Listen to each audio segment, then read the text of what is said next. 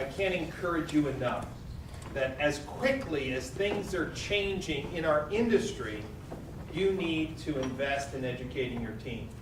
You can come here for an hour or two. You may be the dealer principal. You may be the general manager. How many fixed ops managers are here in the room? That's a crime. It's a crime.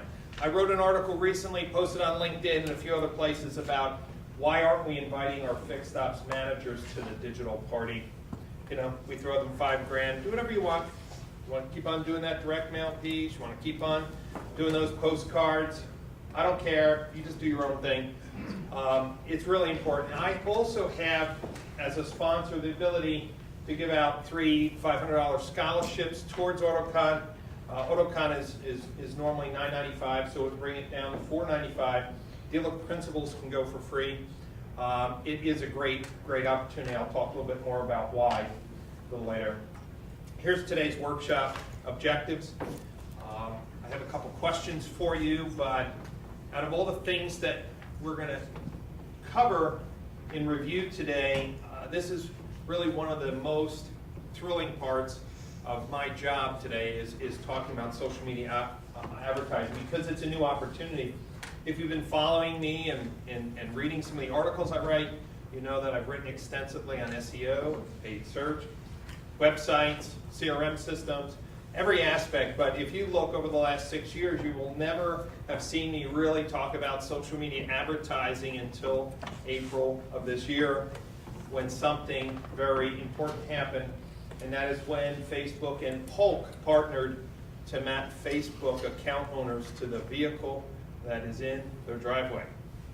And most dealers have no clue about this huge opportunity, and few have actually experimented with it. But Google came to us with a special opportunity to be the first agency to test a social media advertising platform. We're going to talk about that today.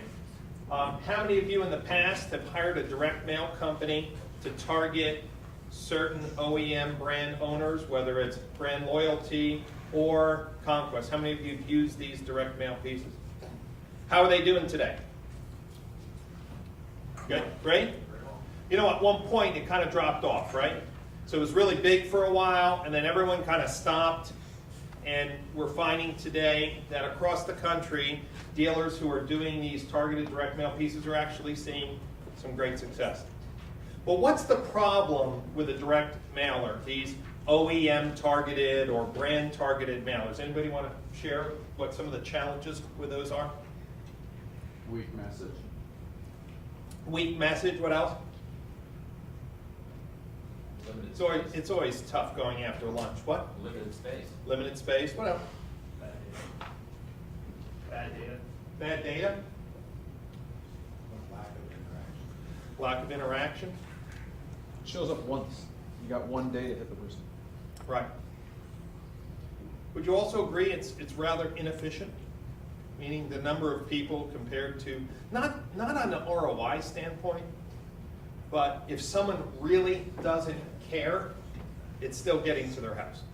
It's still causing, maybe some awareness, but it's extremely inefficient. We just talked about service, and service mailers are really popular as well. Again, you spend a lot of money, you hope you get a 1% or a 2% response rate, and you continue that cycle over and over again. So let me ask you a couple questions here. Where are we? How much are you spending on social media advertising? And I'm not talking about just posting on Facebook. How many people are spending zero? We're spending zero on social media advertising. And this is not like an embarrassment thing, so if you're spending zero, that's fine. How about next one? Under $500 a month. Okay? All right, anybody spending over $500 but less than $1,000? One. Okay, how about over $1,000? Anybody doing over $1,000? Okay. Let's ask the next question. How many people are doing it 100% internal? We do all our social media internal. A couple of you. How many of you are completely outsourced? Okay, a couple. Good. Shared. You do some. Your outsourced partner does some. One of you. Get 2, 3. Okay. And so obviously, if we don't know, well, And last one. How has AdWords been for you over the last 12 months? Performing consistently? How many said, yep, AdWords is just rolling along, keep on doing things? How about I'm seeing better ROI, meaning I'm selling more cars through AdWords? How about seeing a lower ROI? I believe I'm seeing a lower ROI. Okay, why do you think you're seeing a lower ROI? Well, it's because more people are doing it, it's being Right. watered down. Right. I mean, Anybody else feeling that same way, that there's a lot more competition in the AdWords, more money being thrown at it? Cost has gone up. Cost per click is going up. I wrote an article recently about that, about OEM programs and its impact on AdWords, and Volkswagen in particular. You know, we saw in New Jersey over 100% increase in AdWords cost after Volkswagen decided to co-op AdWords for their whole dealer network. So this is the ecosystem that I'd just like to quickly review with you.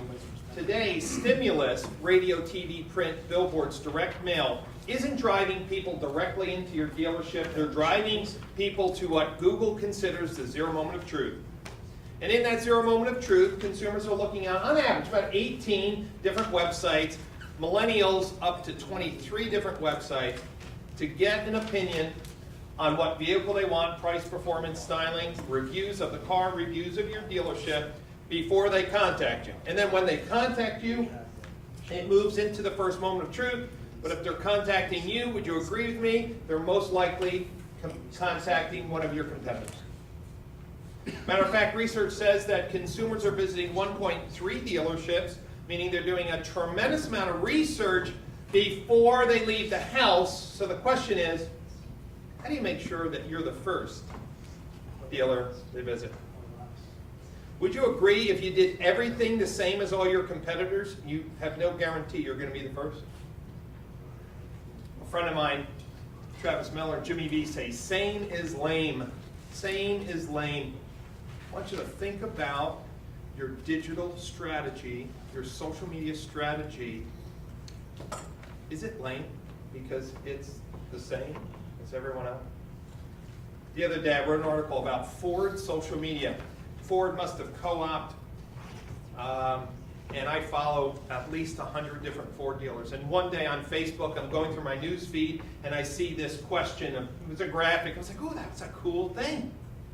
And then I scrolled down, and I saw that same graphic 100 times.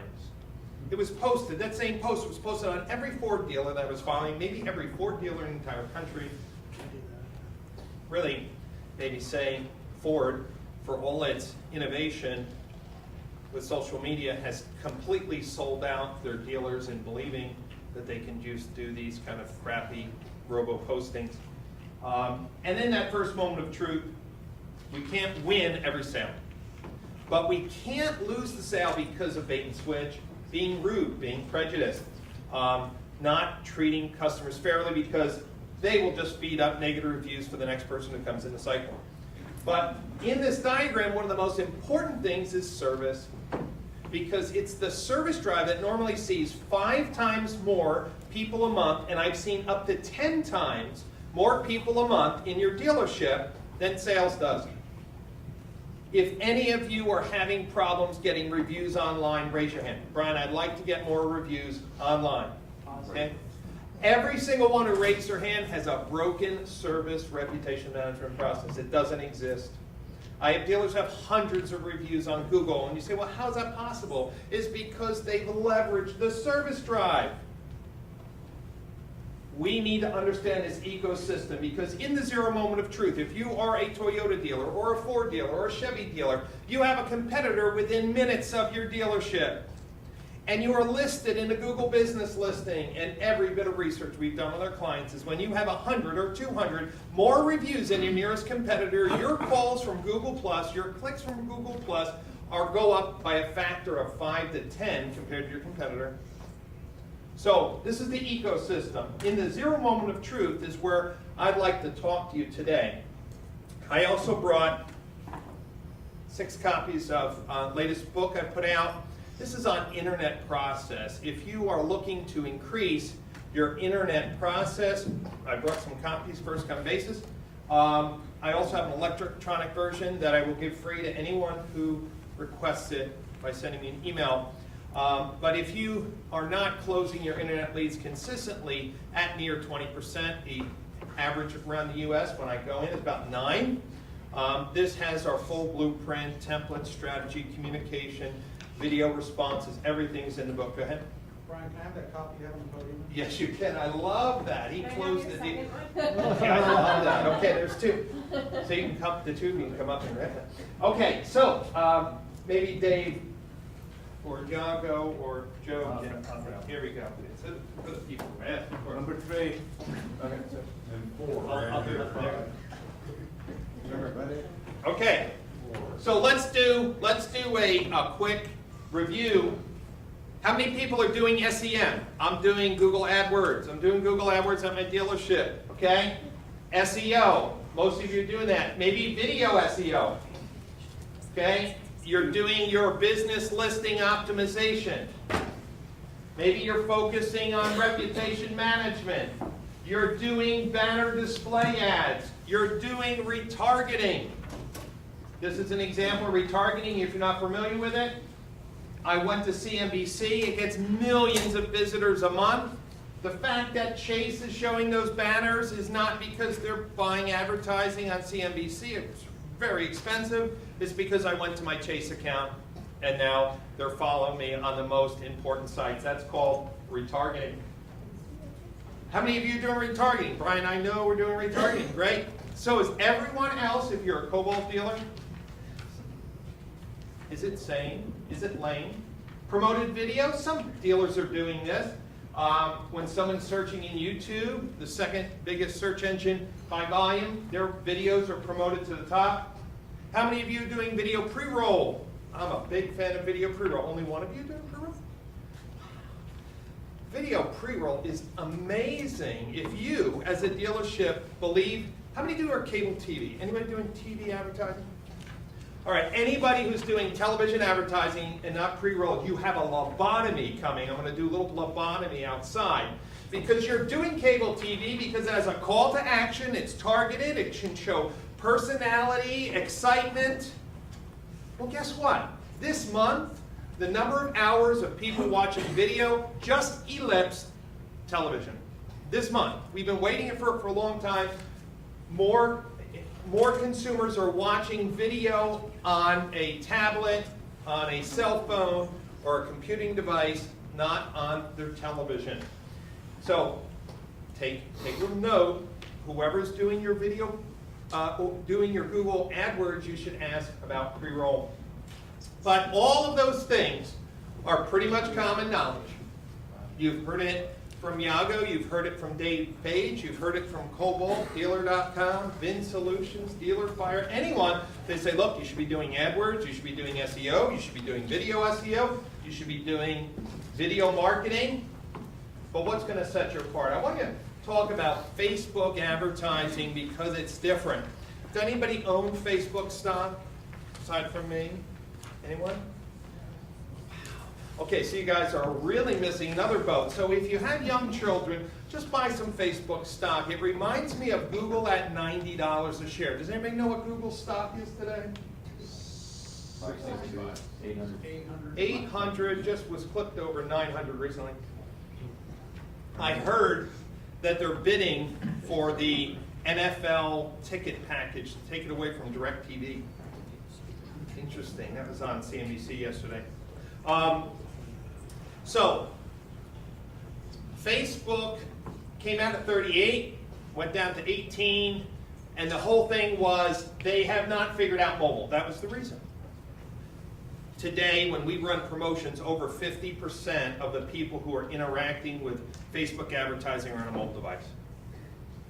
Do you remember, if you were a Google investor, how everyone was worried that Facebook didn't figure out mobile? That was one of the reasons why their stock kind of languished for a while.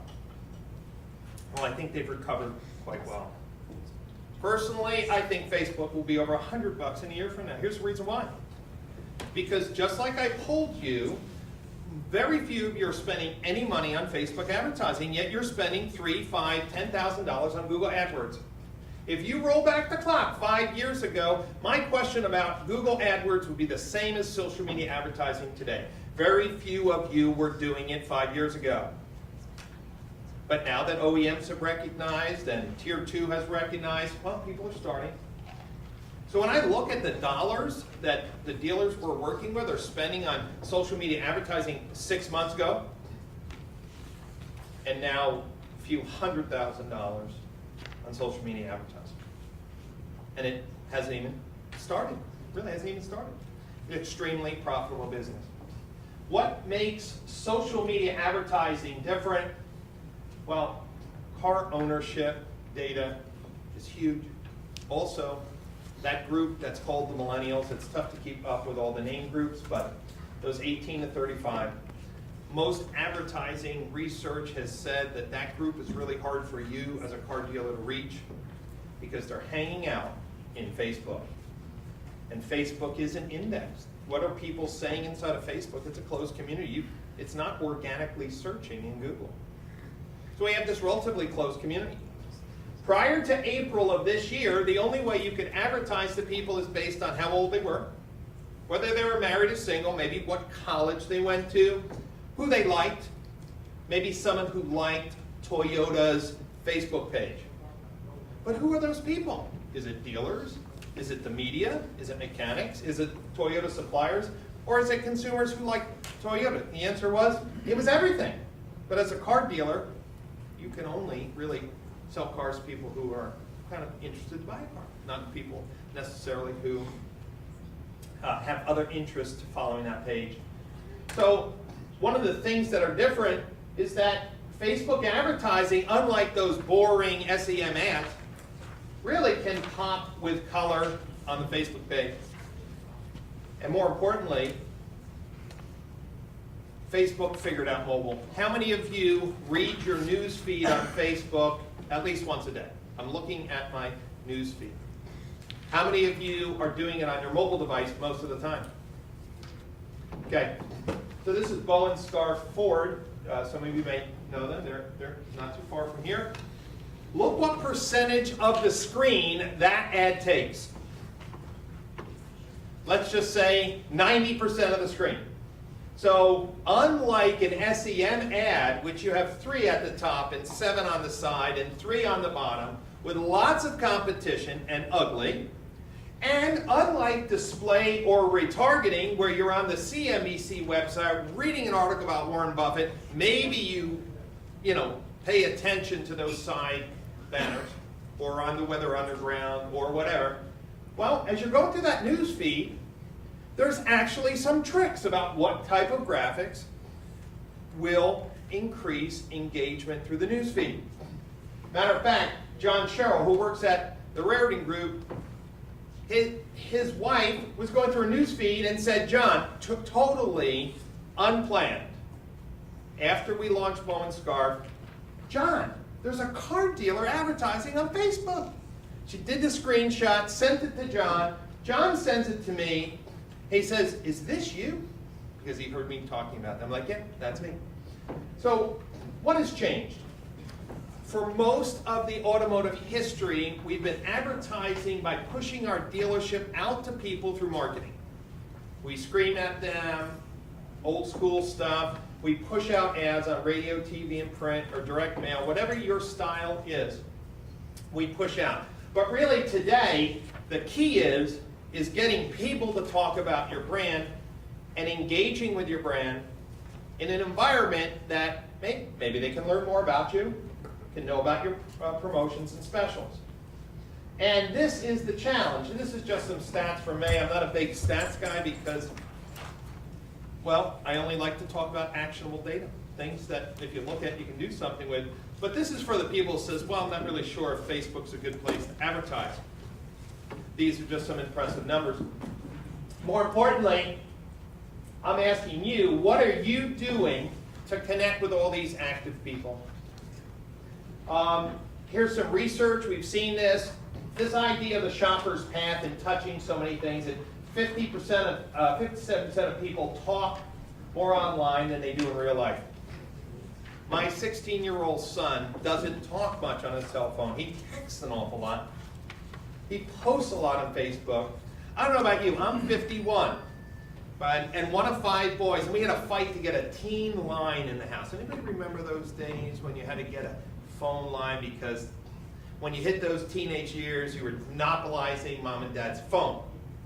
And I remember spending hours on the phone. And it became a big issue, of course, because that wasn't necessarily what your parents want you to do.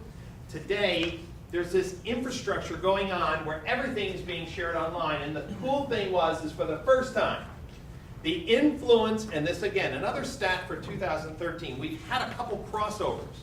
For the first time, the internet and that influence is equally as important in the purchasing decision than being at the dealership. I remember the first car I bought was a Toyota, a brand new car. And it was that space age minivan. Anybody remember that? What was it called? Okay, I don't even remember what it was called. But I saw it, and I graduated high school in 1980, so it was right around that time, whenever the Previa came out, if anybody knows when it came out, it was the first year. And there wasn't a Toyota dealer that had that near me, and I had to drive up to Hampton, New Jersey, and go to this dealer. And I remember that first buying. I didn't know anything about it. I really had to trust the dealer to do everything. And I was planning a cross-country trip. And of course we talked about service. They offered me my first 1 month, kind of service, went up there, and the technician smashed my new van when he was out on a lunch run. So that kind of stopped my cross-country adventure. But I remember that I had to go all the way up to Lebanon, Hampton, New Jersey, to get some information about the vehicle. It was a vehicle that was hard to get. Today, consumers are getting that information. And what else is important? 46% of buyers worldwide likely to make an auto purchase based on social sites. And it's just not Facebook, by the way, okay? So social sites can be review sites as well. So, what about social media advertising engagement? Some basics. This is the 3-step process: grow your audience, engage interest, incentivize your audience, measure and convert. Ladies and gentlemen, for the first time, any of you who are doubters and said, Brian, I really haven't been involved in Facebook advertising because Facebook doesn't sell any cars. Just a lot of cat pictures and crap. I got things to do at my dealership and it has nothing to do with Facebook. Well, it's because we didn't have the tools to measure what was going on, how many people were really seeing our post, and to tell you the truth, we didn't know what we were doing. But today, with some new analytics tools, we actually can see a lot more information about the effectiveness of social media advertising. So let's talk about it. Grow your audience. This is really important. There was one time, and it was about a year ago, maybe a year and a half ago. Do you remember this craze on how many likes you had? Did you get calls from companies saying, hey, I can get 500 likes every month for a few $100? Anybody get those calls? It was all about how many likes. We have 10,000 likes. They were from Pakistan and India and China. It was just like, and no one understood something. Where the likes are from is really what makes social media work. Because when you do a post, if it's all over the world, those people aren't going to engage with you. And so your relevance as a social media engagement site drops effectively to zero. But if they're really local, hyper-local, and you get people to engage, then Facebook says, holy cow, people care about the content. So when we talk about grow your audience, I'm not talking about a contest for likes. I'm talking about hyper-local advertising, getting people in your PMA or where you want to pull out some customers to get engaged with your brand. So you can do different things. This was Jack Wilson Chevrolet. Really excited. This is a first time Google case study. We're going to have a joint case study. It'll be out for AutoCon. The Wildfire team is coming to AutoCon, and we're going to unveil this case study about creative ways that the Jack Wilson Chevrolet team and our company built some engagement strategies using something called Wildfire, which we'll talk about. Then engage, incentivize interest. This is Shop Automotive Group, holiday shopping spree. And of course, these slides are in your deck. I'm not going to go through all the numbers. Bottom line is, I don't want to necessarily have contests that send people around the world, because then people find out about it and start entering. I want people to come to the best local restaurant, maybe give them a car for the weekend, a local circus, a theater, a sporting event, but that it's hyper-local, so people from out of state aren't, entering just to win 2 Maroon 5 concert tickets, that you'd be giving away. And then measure and convert. And this is really important, because you need to understand what are the metrics today are going to help you sell more cars. Those are our 3 steps. So let's talk about it. We mentioned service, right? This is a landing page that Raritan Nissan did. The ad at the top is basically what would show in the news feed with a little message. This is the landing page. Do you know that I can target people who own a Nissan or a brand loyal to Nissan in a 25-mile radius around that dealership, and only show that promotion to people who own a Nissan? Interest anybody here? You say, hey, Brian, I'm a Ford dealer, and I want to get some more truck business or truck service business. Wait, how about a Ford truck oil change special? You say, well, Brian, is it expensive? Funny thing is, it's not expensive at all. Here's some click data. I know it's hard, but cost per click, 56 cents, 45 cents, 48 cents, 39 cents, 62 cents. Has anybody looked at your AdWords click cost lately? Anybody know what their average cost per click in the Seattle market is? $1.13. That's probably low. You must not be doing much used car advertising. Couple bucks. Yeah, $2 to $3 is, pretty much the average. But guess what you're doing? You are guessing whether a keyword is going to convert into a sale. You are guessing. You have no idea what vehicle that person owns. Anybody who says, Brian, direct mail pieces are working in my market because I can target people based on their vehicle ownership. Hey, guess what? Now you can do it online and only pay on a per click basis. All that trees and postage, all that stuff that gets majority thrown out.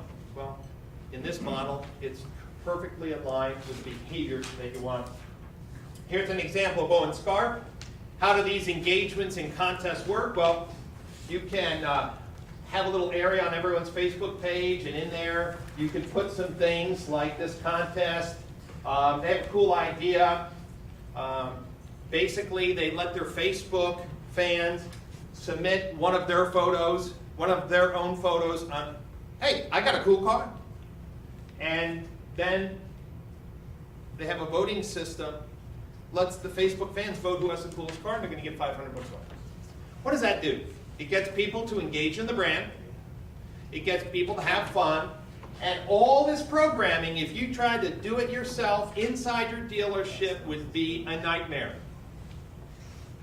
But believe it or not, it was Google who found this company called Wildfire and bought them last year, because they know, they're the masters of course, AdWords and digital advertising. Google themselves knows that social media advertising is the next big thing. And even though they don't own Facebook and somewhat competitive Facebook, Google wants the revenue stream that social media advertising has. Go ahead.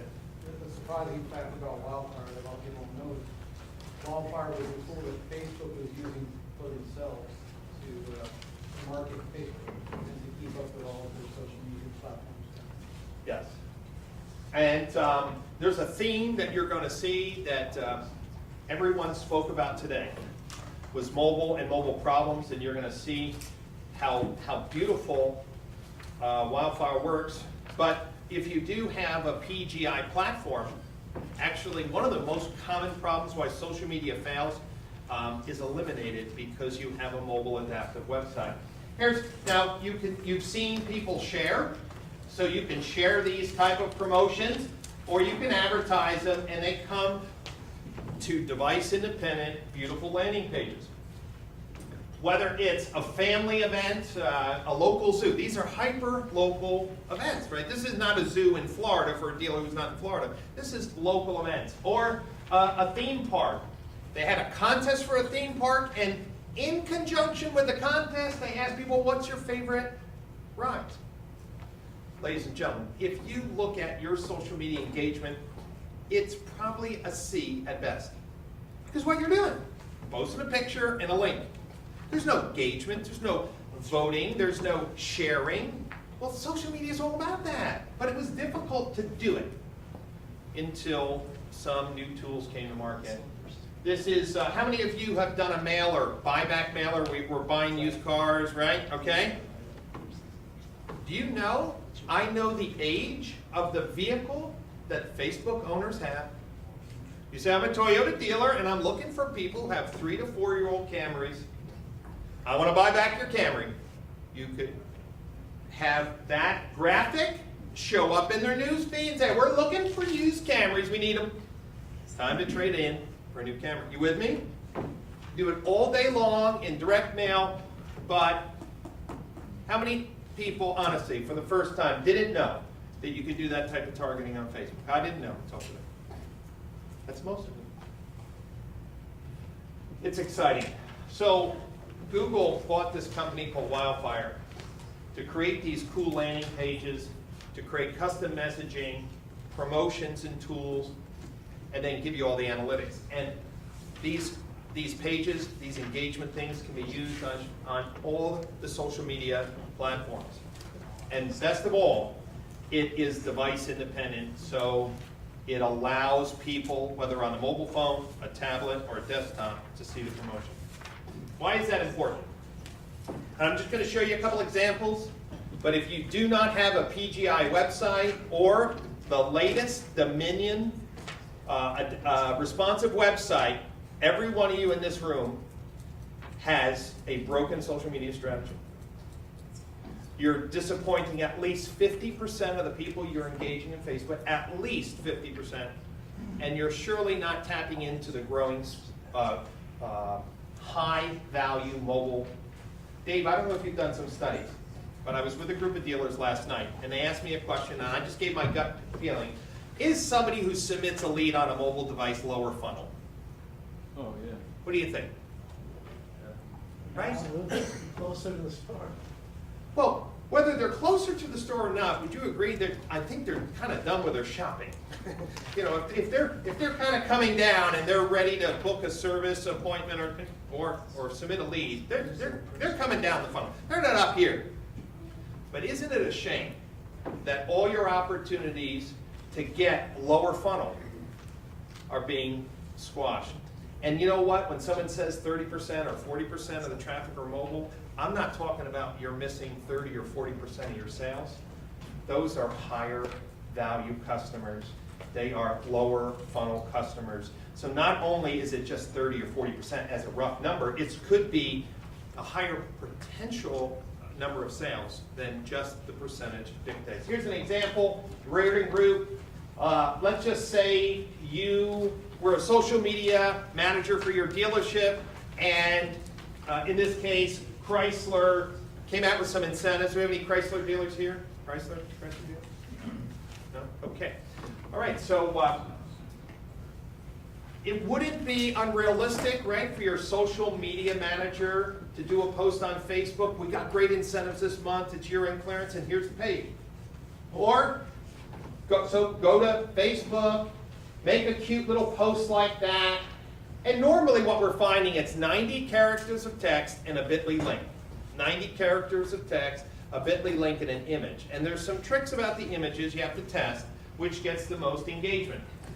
So what I did is I went on my mobile phone, and there it was. There was the engagement, right? This was the desktop. I went on the mobile phone, and I clicked on it, and it slams me into the home page of Mobile Dice, similar to what Dave showed me. Ladies and gentlemen, if you don't have an adaptive responsive site, that's what's happening with your social media. Now, here's the second thing. So I have some dealers who said, well, Brian, we know that, so we never post anything to our website. Hold on. The number one ranking factor as a strategy for SEO is social signals. So you're telling me that you're not linking your Facebook post to your main site because you know they're broken? Yeah, well, we don't want to disappoint people. All right, might as well throw your SEO strategy out the door too. How about this store in Texas? Anybody familiar with Midland, Texas? This is in that area where they're selling every single vehicle. This dealership said, please do not do any service promotion. We cannot take one more service customer. They're in that oil boom that's going on down there, right? When the Silverados came out, the 2014, it was the first time I saw it in Midland, people were calling up and saying, yeah, we got it. We only have a few $5,000 over. The guy was like, great, I'm coming down, get them. Okay, that's Midland, Texas today in this economy. Completely nuts. 47% of their traffic to their website is mobile. Ladies and gentlemen, they have a broken website strategy because right now Cobalt does not have an adaptive, responsive website. How many sales are they missing because when people are trying to engage with them, they get slammed to a really crappy website? So I want you to think about this as a dealership. I wrote an article about this recently. You want to change your sales future for 2014. I want you to adapt a mobile-first strategy. This could be the most important thing, not because a guy from New Jersey came all the way out here to tell you this and scream, but if you had to tattoo this on your arm, if you had to take one piece of paper home today, it would be that. And I want you to ask every department in your business, do I have a mobile-first strategy? Can I do a credit application on my mobile device? Can I do an appointment schedule? I was over at the Raritan Group and we were laughing, saying, yeah, we got a scheduler. Yeah, it won't work on a mobile device. Like, well, you don't have a scheduler? You really don't? Greg Reardon's, one of his goals is to increase online. He wants to get 30% of his service appointments scheduled automatically. I said, great, we can do a Facebook promotion. You know, $9.95 oil change, but you have to schedule it online. We can do that, right? In Facebook, have a nice thing, say, look, we're doing it, but I say, Greg, you have to fix the service schedule, okay? Why is a mobile-first strategy? Think about this. How many people, honestly, have their phone near their bedstand? Near bedstand? A lot of you, right? Okay, it's saying 52%. How many of you have read an email when on the toilet? I read an email on the toilet. See, so the ladies will never raise their hand on that question, but I know you have. So look at those two numbers, 52 and 30, 82%. That phone is nearby. You saw the Facebook ad. It took 80 to 90% of my screen as I went through the news feed. This is not an inconsequential visual cue to action if somebody's in market, if they own a vehicle, and you're trying to hit them with a service message.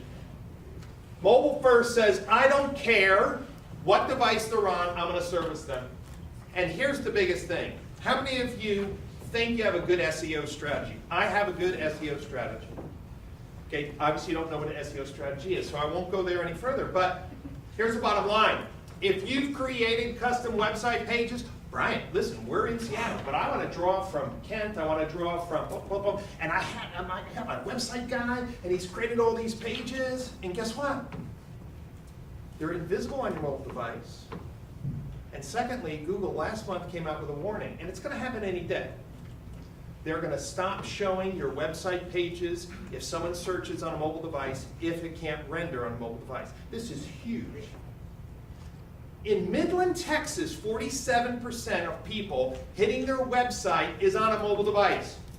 Can you imagine if your free organic listings disappeared except for your homepage? Because you delayed getting a responsive adaptive website. Can't even imagine the financial impact. When it happens, Google says it's coming. We are going to stop disappointing customers. I had some slides because I was yelling at Greg and yesterday, but I said, here's your specials. There it is, Greg. You know, I can post it on Facebook, but they're never going to see the specials. It's going to slam into the homepage of his website. Hey, look at all these great reviews. Wouldn't it be common sense for a social media manager to say, hey, we have a really good dealership here. Check out our dealer rated reviews, right? Wouldn't that be a pretty decent social media post on your own Facebook? Well, yeah. So I sent that link to the review page, and I clicked on the link, and it slammed me. There's no reviews. Hold on, you took the time to post on Facebook how good you were, and now you just sent me and said, ha ha ha, just teasing you. I'm taking you to a mobile site that has nothing to do with reviews. So this is the warning. You can look it up, but Google is going to take away organic listings. If you have a dealer.com site, a Cobalt site, whatever, Vin Solutions, no, there's all the big guys do not have an adaptive responsive solution. So put out the egg timer. When it happens, you don't want to be there. So what does a Wildfire do? Well, when you make a post and you ask the question like, hey, what would you rather drive? That's the desktop version, and there's the mobile version. It does it automatically. All the voting, all the programming, all the analytics, how many times it's shared, how many people visited your website after a click. You have device-independent forums. You can do pool contests. You can optimize for data capture. Any device. And then here's the cool thing. After they fill out the form, you can drive them to your website. Now, why is that important? Remember, many of you said you had retargeting? And everyone's trying to wonder, well, how does social media and digital advertising tie together? Here's your answer. I think you should be retargeting for up to 1 year. When I was over at a dealer group recently, they looked up, they called their vendor, they were only targeting for 120 days. I said, who made that assumption? Well, no one asked the question. Please ask your digital advertising partner how long you're keeping people in retargeting list. I think it should be a year. That means if I engage somebody on Facebook on a contest, hyper-local, right? Hyper-local promotion. When they're done filling out that information, I can take them on our website, cookie them. I can advertise to them for the entire year. Interest anybody here in the room? Hold on, let me get that right, Brian. You're telling me that I can do a promotion and not only increase my fan and brand engagement, all those things at maybe 50 cents a click, and then after they fill out the form, I can throw them to my website for free, and then cookie them, and then give my banner advertising and video pre-roll retargeting for another year? Entrepreneurs in the room, how do I drive traffic to my website at the lowest cost to make retargeting effective? Social media advertising and engagement is one of those things. So what are we finding? Using Wildfire and social media advertising, we've really increased the fan rate, and I want to be very clear because I don't want you going back and saying I'm all about fan counts. I'm about hyper-local fan counts that could buy a car from you. Are we clear? So for you, if you're in a rural market, if you're up in Smoky Point, or if you're in downtown Seattle, I would expect the fan rate of increase to be different. But we're not looking for people out of state unless possibly you're an RV dealer or some really specialty dealer that you're trying to target a multi-state area. So, do you need Wildfire? This is very important. If you have a PGI site or a Dominion responsive site, you can do then social media posts to drive people to your website that won't disappoint. Are we clear? But what you don't get is that form builder, contest builder, those engagement tools that reside within Facebook and give you the social media analytics. We clear? So on a PGI site, you could do a promotion and build a page on your PGI website. Okay? Build a form. But you wouldn't necessarily have the tools to build Facebook sharing, Twitter, Google Plus sharing, contest surveys, all those engagement tools. So I'm not telling you you have to have Wildfire. I'm telling you if you want to just hyper-accelerate your sales and social strategy, that Wildfire is an amazing tool because it's more than just adaptive responsive design. The other thing I want to mention, that there's this advertising on the side. Most people don't know you could retarget Facebook. Has nothing to do with Wildfire. Meaning, if you hire a company that does Facebook retargeting, as long as they visit your Cobalt, your VIN solution, your dealer connection site, whoever you're using, and you're doing retargeting, then your ad can follow them every single day on the side of their Facebook page. How many people didn't know that you can do Facebook retargeting? Okay, important strategy. It's super cheap. Remember, normally you only get charged if they click and come back to your website, and you would pay all day long to be in front of your local consumer who visited your website with a little ad or logo all day on Facebook. It's really inexpensive. So let's talk about this polk data. I mentioned the ownership, and obviously you have these slides, and obviously some of the slides you didn't have, and there's some reasons for that. But say if I wanted to do a Ford a truck brake special. So you'll see, if I start off, there's 158 million people, on Facebook in the United States. And then I can go down and pick Keyport, New Jersey, where Tom's Ford is in New Jersey, and say I want a hyper-local social media advertising campaign, 10 miles around Keyport. And then I can go into this polk data. It just happens to be called Data Logic. Now, just want to be clear, the reason why I'm showing you this is you could go home tomorrow and do a targeted polk data. You don't have to buy anything. You don't need anything from me. If you have a PGI site, you can do a Facebook ad campaign this afternoon based on polk vehicle data, and you won't disappoint consumers because they have a responsive adaptive site, okay? Clear? That's why it's here in the book. You go back and you can do it. Tomorrow you can be running a targeted Facebook advertising campaign. You go to Data Logic, you pick polk, Ford truck, and look what it did.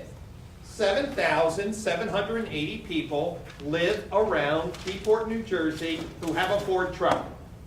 You with me? Guess what? You don't pay a penny until they click your ad. Interesting? Interesting? You can't do that in AdWords. You have no idea who owns a truck, who owns a Ford truck. And if you said, Brian, I want to do a transmission or a coolant thing, but a new Ford truck owner doesn't want that, but a 3-year-old Ford truck owner would probably, then you could say, I want people in Keyport, New Jersey, 10 miles around my city that own a Ford truck that's 3 years old. Interested? And then there's some other categories which were pre-April, which really don't apply to car dealers, whether people are single or engaged, they're equally able to buy or not buy a vehicle. And then last, you could do cost per thousand or cost per click. I just want to align success with your bottom line. I'm more of a cost per click guy. Let that ad run, and if it doesn't connect with them, I'm not going to get charged. So let's just summarize where we're going. You can create really cool graphics. This was Brickell Honda in Miami. They also have a used car business specializing in imports and exotics. There happened to be a racetrack around Miami, and they offered to them to take one of their Porsches or Lamborghini around the test track. It was a really cool and very successful contest. We have any Toyota dealers here in the room? Toyota dealers? Few? Okay, great. You guys are really tired. That was a really crappy hand raise.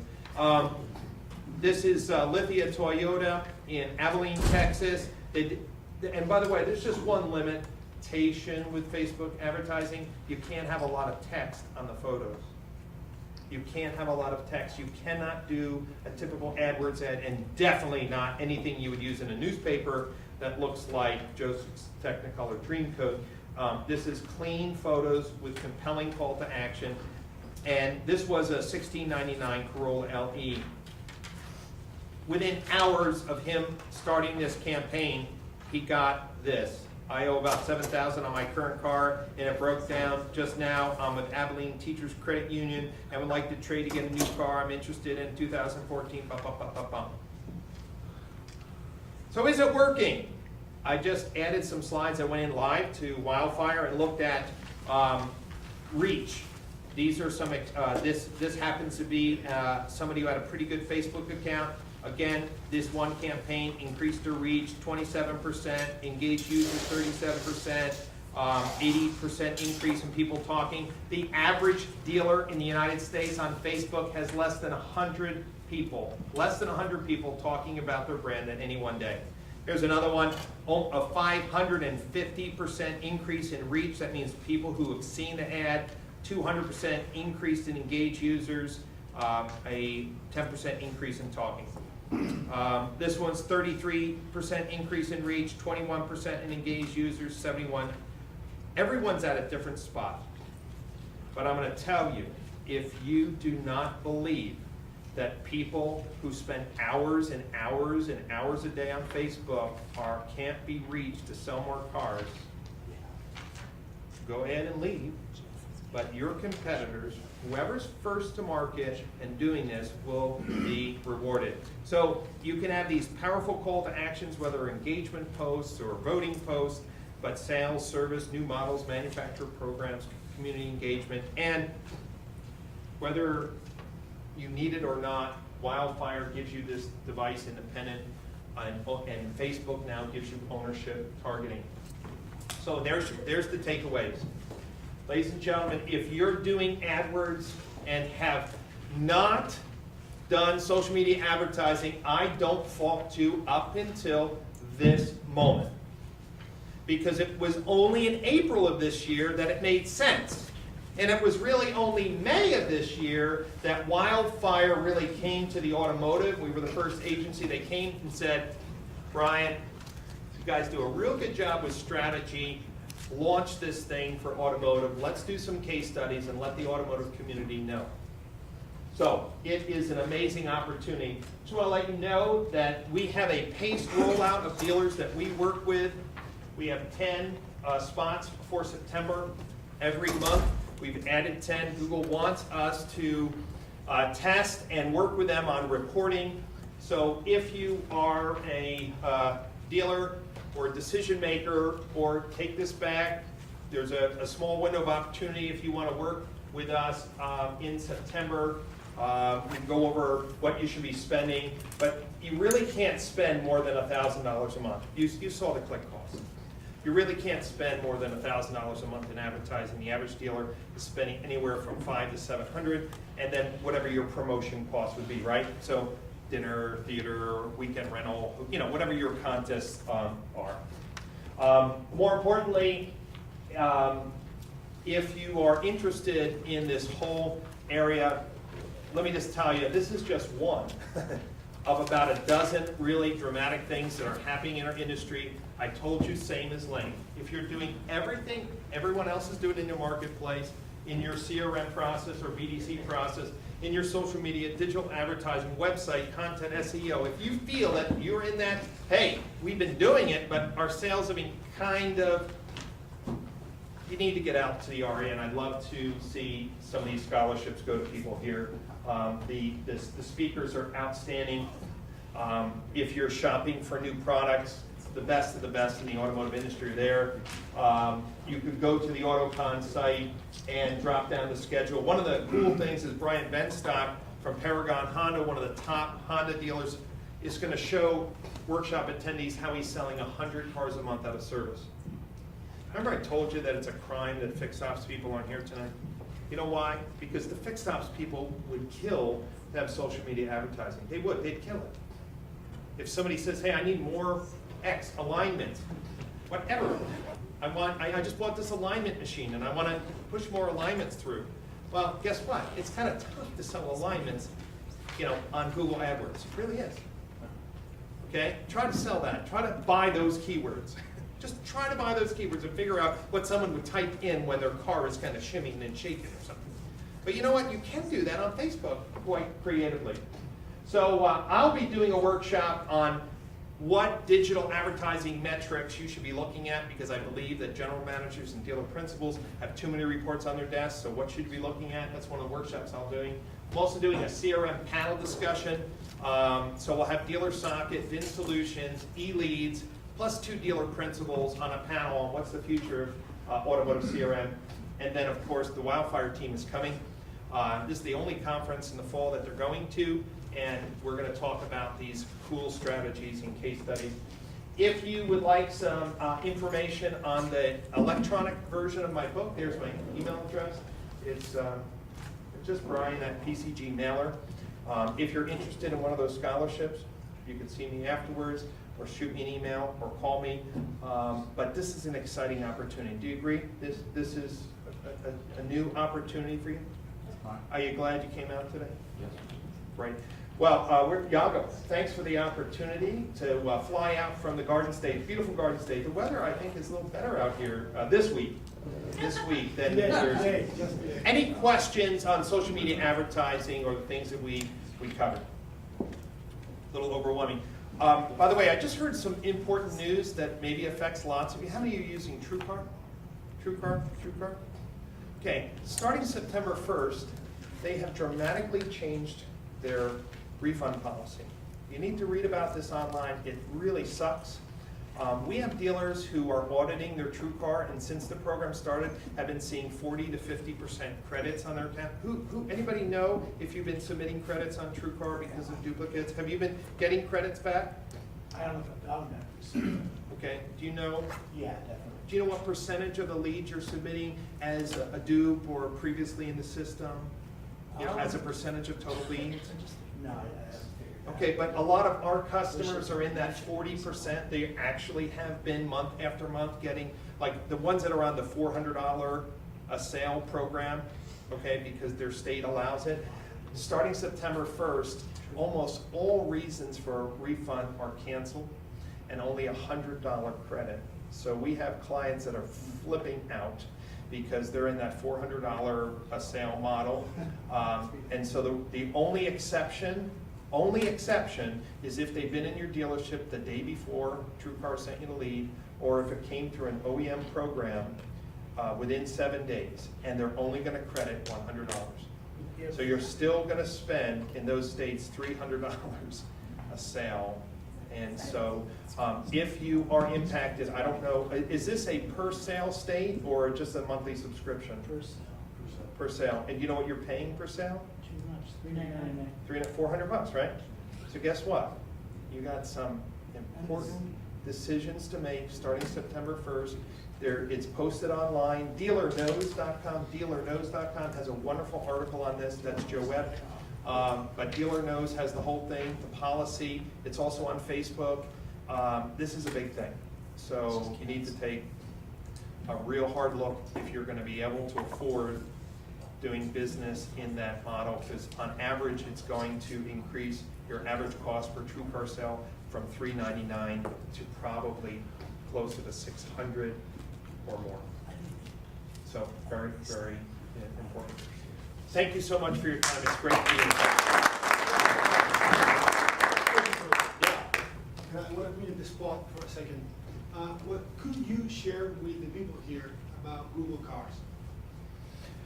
Does everyone know what Google Cars is? Okay, I wrote about it, was one of the first people to break the story. This is the classified advertising that Google's doing in San Francisco market. Okay, so when you type in like 2013 Nissan Sentra, right under the first 3 paid search will be OEM approved photos of Nissan Sentras from local dealers with price and the dealership name. Basically preemptive of any other listing under paid search, which will go to a lead form where the consumer can pick a dealer or dealers to submit their information, and dealers will be paying on a per lead basis. It is dramatically changing the way consumers and leads will be handled online. It is going to be fully rolled out in California very shortly, and then across the country rapidly. The development team for Google Cars actually is local. Where did we? It's in Kirkland. So Michael Rose, who heads it up, we went out to dinner, and Michael Rose spoke at one of my conferences that I was speaking at, and I was able to get him the first time publicly talking to car dealers about Google Cars. It was a very fun and heated argument. Dale Pollock took them on, you know, and it was amazing. But it's been quite quiet for a while. I just want to let you know that Washington, this market, you know, within the next 6 months, very likely is going to happen. It's going to require you to change 3 things in your business. Number one, how clean your data is. That means Google will not show cars or your dealership cars unless 80% of the vehicle data that you submit is clean, which means the proper option codes. Now, some manufacturers are better than others, right? So I think, what did he say, Hyundai was the worst? Yes. So the key was that when Google shows the car, they know the MSRP of the car. So the options that you send to them, they must match the MSRP. So here's the key. The options that they're looking for are the package options, and they have to be on your DMS. So what you gotta start training your people internally is to put on the DMS the option codes. So that way the Google can decode the packages. And you might think, oh, yeah, I'm not gonna use Google. Here's the problem with what Google is doing. This is just my personal opinion. It's gonna push AutoBytel, AutoTrader, Cost.com out of the way.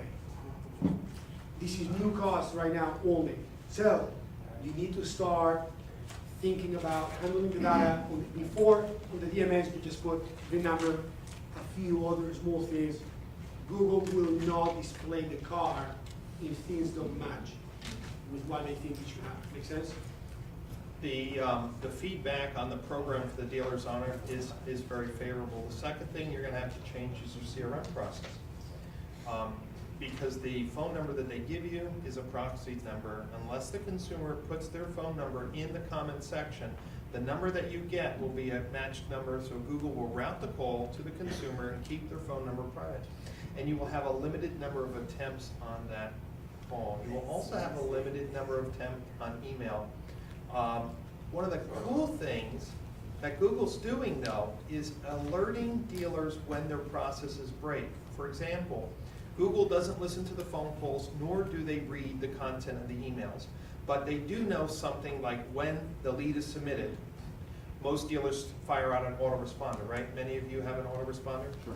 If Google sees that's the only email communication, they will text your store and say, hey, dummy, you sent out an autoresponder, you have not responded to this. So they are cleaning up DMS data, because legally, like in the state of California, you can't advertise a car that doesn't have the right options, features, and price. They're kind of, and I'm sure there's similar laws in all states, but California is the thing. So number two, your CRM processes, if you are the person that just blasts the hell out of people, you know, bang, bang, bang, bang, bang, bang, you may blow through your email counter limit in the first 3 days for Google Leads, okay? And the third thing that's going to change, it's going to really force you to reevaluate all your third-party lead sources in a new metrics. I can't talk all about it right yet. I'm waiting for Michael to give me final clearance for my next article on it, but there's some big things coming in the next few days, and Michael will be at AutoCon. He's not going to officially speak, but if I was a smart dealer, I would introduce myself and ask him some questions. Go ahead. So, do we know what the lead time might be on the nationwide rollout? No. I don't have exact, but the words of conversation are like imminent. What would you speculate the time would be for them to push AutoTrader and Cars.com out of the market? What do you think? Okay, so Iago and I talked about this. We have slightly different opinions. I think AutoTrader and Cars.com have a brand. So they are a destination site. But, you know, the smaller lead collectors, you know, like Dealix uses a series of websites like usecars.com, and very few people are. And then Car Gurus and all these others, Auto USA, okay? They're using these microsite that in the past they've organically shown, or maybe they're even doing pay-per-click. When you put photos in a search box, remember the standard search page is all text? When a video is there, it has a 608% increase in clicks because it's an image, okay? And when you start putting vehicles right under the first 3 paid ads, even though the paid ads are higher, they're just text, right? If you use a Nissan Sentra, 2014 Nissan Sentra, and there's a white one, there's a red one, and a blue one with prices, and click for a quote, where are people gonna go? Are they gonna go, no, I don't want that. I wanna go to, buymynissan.com. Like, no, it's gonna be really impacted. So this is gonna be a big thing. So I think it's gonna really disrupt the smaller tier players. But eventually, if Google decides to get into used cars, then it's the gut punch. And will they go away? No. But will you see even less leads? Yes. And last, you said that Google wasn't gonna read email responses from the shoppers, but stay on Gmail, so it's not gonna be live. Well, I was just repeating the corporate line. The conspiracy theorists can always guess at other things. Go ahead. The CRM process, does that mean that you're gonna, if you get a hold of this customer by phone right away, that you're gonna have to integrate the email in order to find it Oh, out? once you talk to somebody, then, most phone scripts or something will, okay, great, let me get your name, let me get your phone number, let your email, all of that, then it's yours, so. But Google's still gonna measure the time process from the, They don't care about the time, they just want the program to be successful. So if they only see an autoresponder, they're gonna say, hey, dummy, you didn't send them an email. So they don't pay attention to, What's that? they don't pay attention to time responses as far as No, how it's fast not their it business, goes. it's just like, hey, I sent you this lead, are you getting them? You know what I mean? That's kind of the model. Right, go ahead. So are they going to decrease the amount of organic listings in to make way for those? Boy, isn't that a great question? Theoretically, it would have to, because there's normally 10 listings. By the way, 10 isn't a hard number anymore. I've seen situations now with the Google Plus local or people's expanded site links that there's 8.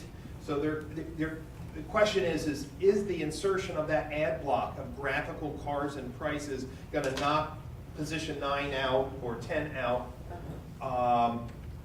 If you set your browser to Palo Alto, California, and do a search for 2014 Toyota Camry, you'll see the ad system, okay? You just have to change your browser and it will show it, okay? You have to change the location. Yeah, the But location. no doubt that it will take over above the full space that is occupied with people. Sure, yeah. Yogi, you said it was important to put the option codes in DMS. I got lost there, because how is the DMS gonna interface with the auto? Great, so let me explain what happens. send it out to Google only wants 2 pieces of information for your DMS, and they have an advocate partner, is they just want to know the VIN number and the MSRP. That's the only, and that shows that you own the car. Your feed, like your vAuto feed, will feed them, all the vehicle, details. But if that MSRP and they know all the option codes don't match, they kick it out. Then you get an exception report. They're going to say these 30 vehicles could not be loaded, okay, because the data didn't match. So if you really have sloppy coding, whether it's in your vAuto or your DMS, you will be forced to actually have compliant data. What Google is looking for is that everybody puts the cars for MSRP.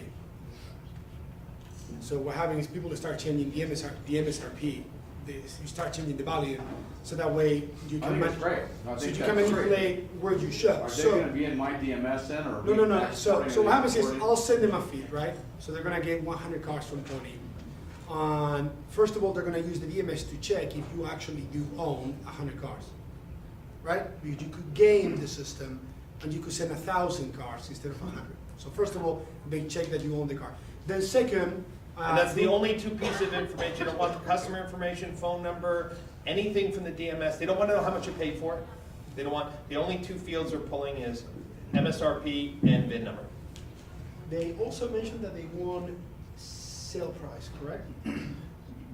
Yes, after the car is sold, they will pull the sale price, and that is because of their average market price. They per will vehicle. display the average so they will display the average market price for a new car. So if the MSRP is 40,000, they will display. However, they sell at 39.5 average. In the Seattle market. In the Seattle Not your average price. Matter of time. That feature on an option basis, I guess it's Really? Wasn't it? Just a matter of. Say that I again. don't think there are Now options. you can choose whether to submit that value pricing or not, is that? No, it is required. They will not, if you want to be part of the program, and I'm just going to tell you, ladies and gentlemen, you want to be part of the program. I'm not saying it's uncomfortable or you may not like it. I'm here to tell you what's coming. I'm not telling you what was fun last year or what everyone else is doing. Stay tuned. There's going to be some huge shakeup. In this next year, big changes happening on online retailing. The social media is one. Google's introduction of cars nationwide is going to be very disruptive. I also think the integration, I've written about it, on the big platform providers and what they're doing. So I know everyone's been here great. Don't forget all your materials. If you want to get to AutoCon and you want a scholarship, you let me know. If you want a book, you email me, and it's been a pleasure. Thank you. Thank you.